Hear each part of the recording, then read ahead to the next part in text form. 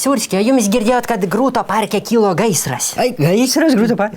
Eikit savo. Kas ten gali degti, man įdomu. Leninas tai iš bronzas, Karla Marklas iš akmenio.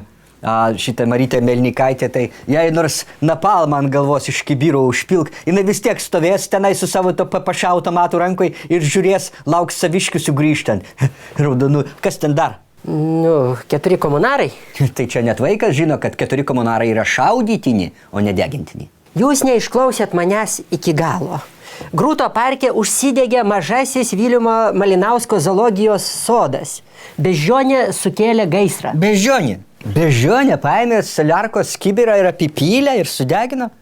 Nu, dar negirdėjau, kad, sakyčiau, kokie nors konservų fabriko darbininkai keršytų Malinauskų, kad beždžionės keršytų Malinauskų, tai dar šito negirdėjau. Negirdėjau, kad Malinauskų šeima skriaustų beždžionės.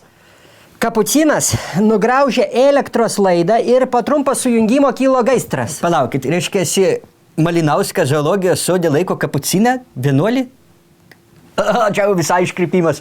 Beždžionė vadinosi Kapucinas, a ne vienuolis kažkokis tai. Tai va, beždžionė nugraužė laidą, kilo gaisras, tragiškai žuvo 2 meškėnai, kitos beždžionės pabėgo miškan ir viena dar iš jų yra laisvėj. Eik, tu sau, reiškia, beždžionė laisvėj. Eik, tu sau, reiškia, ką mes turim, pamodeliuokim situaciją. Beždžionė, reiškia, bėga miškais Dzūkijos, kai tuom tarpu Dzūkijos bobas renka spanguolės. Ir beždžionė, reiškia, atbėga su raudon... Tiek to. Ir taigi čia iš tokio vaizdo galima apsišikti iš baimės. Reiškia, Dzūkų bobos meta vėliop visas spanguolės ir į kojas bėga apsišikusias ir tad jų tuščia gaudyti, tik tais prie kapčiamės šio pagausia apsišikusias Dzūkų bobas. A beždžionė savo ryja spanguolės.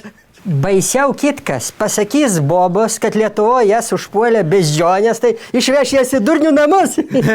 Tai kreipimas į visą Malinauskų familiją, įsigaudykit pas savo beždžionės patys, kad mandri. Ir nekvieskit jokios policijos, nes jeigu iškvies policiją, tai jums patiems psichiatrus iškvies.